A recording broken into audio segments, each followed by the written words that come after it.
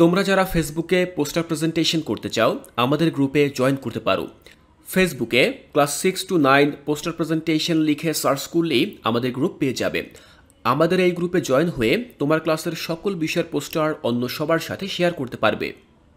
আসসালামু আলাইকুম প্রিয় শিক্ষার্থীরা, গত ক্লাসে আমি আলোচনা করেছিলাম তোমাদের 7.2.2 এই অ্যাক্টিভিটি থেকে একটি গল্প নিয়ে, এ ডে টু রিমেম্বার।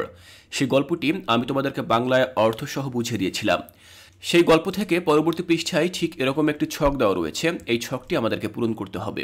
এই ছকটি তোমরা কিভাবে সমাধান করতে পারো তা আমি আজকের এই ক্লাসে তোমাদেরকে বুঝিয়ে দেব।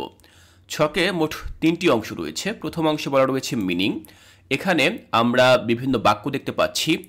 এরপরে দেখো ছকের পরবর্তী যে ঘরটি রয়েছে সেখানে লেখা রয়েছে ওয়ার্ড ইন দ্য স্টোরি, অর্থাৎ গল্প থেকে বিভিন্ন শব্দ তোমাকে খুঁজে বের করে এনে এখানে লিখতে হবে এই বাক্যের মতো করে, অর্থাৎ এই বাক্যের সাথে প্রাসঙ্গিক এমন শব্দটি খুঁজে বের করে এনে তোমাকে এখানে লিখতে হবে। তারপরে ইউর সেন্টেন্স, অর্থাৎ ওই শব্দটি দিয়ে তোমাকে একটি সেন্টেন্স মেক করে দেখাতে হবে। তাহলে শিক্ষার্থীরা এই হচ্ছে মূলত কাজ। চলো দেখে দিচ্ছি যে কিভাবে আমরা সম্পূর্ণ এই ছকটি পূরণ করতে পারি। শিক্ষার্থীরা খেয়াল করো, প্রথম যে বাক্যটি সেটি ছিল কি, মিনিং এখানে লেখা ছিল give money or goods to help a person or organisation. কোনো ব্যক্তিকে বা কোনো সংগঠনকে, কোনো সংস্থাকে সাহায্য করার উদ্দেশ্যে টাকা দেওয়া বা কোনো দ্রব্যাদি দেওয়া। তো এটিকে আমরা বলতে পারি ডোনেট, অর্থাৎ দান করা। ডোনেট অর্থ দান করা। তো সেক্ষেত্রে এই ডোনেট শব্দটি দিয়ে আমরা কিভাবে একটি বাক্য রচনা করতে পারি। Every month my father donates 100 টাকা টু দ্য নিয়ারবাই মস্ক। প্রতি মাসে আমার বাবা আমাদের স্থানীয় যে মসজিদ রয়েছে বা কাছাকাছি যে মসজিদ রয়েছে সেখানে 100 টাকা দান করেন। তো এভাবে আমরা ডোনেট শব্দটি দিয়ে একটি বাক্য গঠন করতে পারি। এরপরে দেখো 2 নম্বর বলা রয়েছে to happen in the way that one wished or dreamed. এই বাক্যের অর্থ কি, অর্থাৎ কোনো একজন ব্যক্তি যখন কোনো কিছু ইচ্ছে পোষণ করে বা স্বপ্ন দেখে তখন সেটিকে আমরা বলতে পারি ড্রিমড, স্বপ্ন দেখা। তো এই ড্রিম শব্দটি দিয়ে কিভাবে আমরা একটি বাক্য গঠন করতে পারি। দেখো, she dreamed of travelling the world and exploring new cultures. সে পৃথিবী ঘুরে দেখার বা ভ্রমণ করার স্বপ্ন দেখছে, অ্যান্ড এক্সপ্লোরিং নিউ কালচার্স, এবং নতুন নতুন সংস্কৃতি এগুলোকে উন্মোচন করা, এগুলোকে এক্সপ্লোর করার স্বপ্ন সে দেখছে। 3 নম্বর বলা রয়েছে a group of people living in the same place, অর্থাৎ একদল লোক যারা একই স্থানে বসবাস করে সেটিকে আমরা কমিউনিটি বলতে পারি বা সম্প্রদায় বলতে পারি, সমাজ বলতে পারি। সেক্ষেত্রে কমিউনিটি দিয়ে কিভাবে আমরা একটি বাক্য তৈরি করতে পারি। The community came together to support each other during the crisis. Community বা সমাজ এগিয়ে আসে, একত্রিত হয়ে সাপোর্ট করে একে অন্যকে যখন কোনো ক্রাইসিস বা সংকট চলে আসে বা চলে। এরপর দেখো 4 বলা রয়েছে to make an effort to do something for other people, অর্থাৎ অন্য মানুষদের জন্য কিছু করতে প্রচেষ্টা করা। সেক্ষেত্রে এই মিনিংটিকে আমরা মেলাতে পারি সার্ভের সাথে। মূল বইতে সার্ভ শব্দটি ছিল। এবার দেখো এই সার্ভ দিয়ে কিভাবে আমরা বাক্য গঠন করতে পারি। Volunteers serve meal at the local shelter every weekend. Volunteer বা স্বেচ্ছাসেবীরা তারা লোকাল যে আশ্রয় কেন্দ্র রয়েছে সেখানে মানুষদেরকে প্রতি সপ্তাহান্তে খাবার পরিবেশন করে। এরপরে দেখো 5 নম্বর রয়েছে কি to move without a definite aim, অর্থাৎ নির্দিষ্ট কোনো একটি উদ্দেশ্য ছাড়া ঘুরে বেড়ানো। সেটিকে আমরা বলতে পারি ওয়ান্ডারিং। আমরা গত ক্লাসে যখন গল্পটি পড়েছিলাম তখন দেখেছিলাম যে শাওলি তার স্কুল ক্যাম্পাসে ঘুরে বেড়াচ্ছে উদ্দেশ্যবিহীনভাবে। তো সেটিকে মূলত এখানে বলা রয়েছে ওয়ান্ডারিং। নির্দিষ্ট কোনো একটি উদ্দেশ্য ছাড়া যদি কোথাও ঘুরে বেড়ানোকে নির্দেশ করা হয় সেটাকে ইংরেজিতে বলা হয় ওয়ান্ডারিং।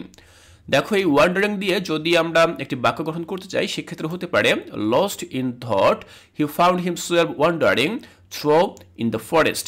এখানে বলা হচ্ছে লস্ট ইন থট, অর্থাৎ চিন্তার দুনিয়ায় সে হারিয়ে গেছে। হি ফাউন্ড হিমসেলফ, সে নিজেকে খুঁজে পেয়েছে ওয়ান্ডারিং থ্রু দ্য ফরেস্ট, অর্থাৎ জঙ্গলের মধ্যে বা বনের মধ্যে উদ্দেশ্যহীনভাবে হাঁটতে।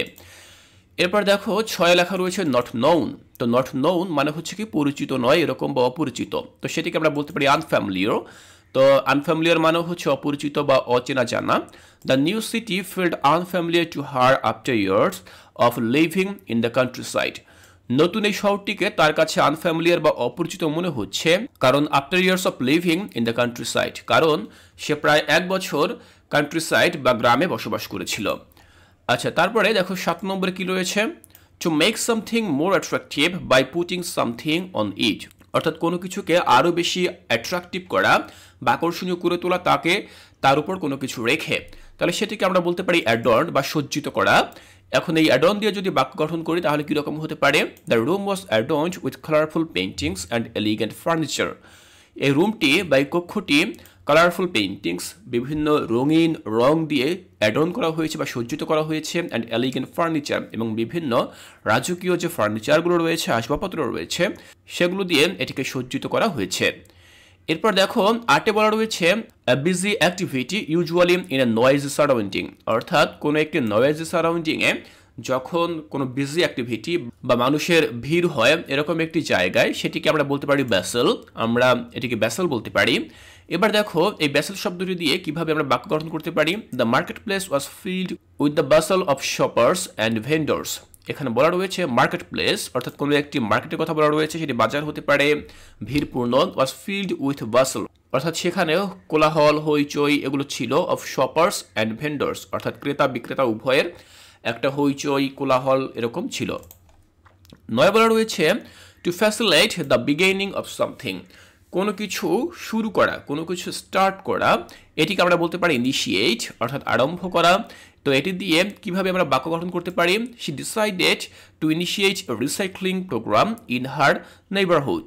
সে সিদ্ধান্ত নিয়েছে to initiate a recycling programme, একটি রিসাইক্লিং প্রোগ্রামকে শুরু করা, ইন হার নেইবারহুড, তার প্রতিবেশীদের মধ্যে সে একটি রিসাইক্লিং প্রোগ্রাম করার সিদ্ধান্ত নিয়েছে। সবশেষে আমরা 10 নম্বর যে বাক্যটি দেখব সেটি হচ্ছে কি, দেখো to keep something pleasant in your mind for a long time, কোনো একটা কিছু তুমি তোমার নিজের মনের মধ্যে রেখে দিয়েছ দীর্ঘ সময়ের জন্য, আনন্দের সাথে দীর্ঘ সময়ের জন্য, আনন্দের সাথে দীর্ঘ সময়ের জন্য তুমি রেখে দিয়েছ, সেটিকে বলা হয় চেরিশ, CHERISH, চেরিশ। তো এই চেরিশ শব্দটি দিয়ে কিভাবে আমরা বাক্য গঠন করতে পারি?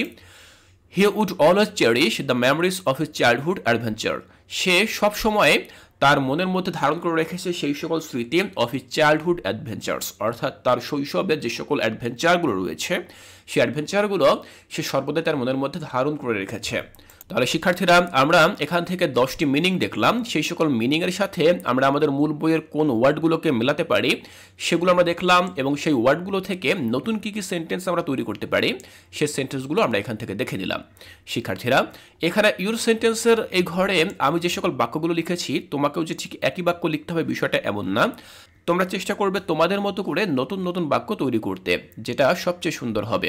শিক্ষার্থীরা আমি আশা করছি এখান থেকে তোমাদের বুঝতে আর কোনো অসুবিধা নেই। এর পরবর্তী ক্লাসে আমরা চলে যাব আমাদের মূল বই থেকে পরবর্তী অ্যাক্টিভিটিতে, অর্থাৎ 7.2.3 এই অ্যাক্টিভিটিতে। এখানে ঠিক কী করতে বলা হয়েছে তা আমি এর পরবর্তী ক্লাসে তোমাদেরকে বুঝিয়ে দেব। তাই কোর্সটিকায় এর পরবর্তী ক্লাসগুলো দেখার আমন্ত্রণ জানিয়ে আজকের এই ক্লাসটি এখানেই শেষ করছি।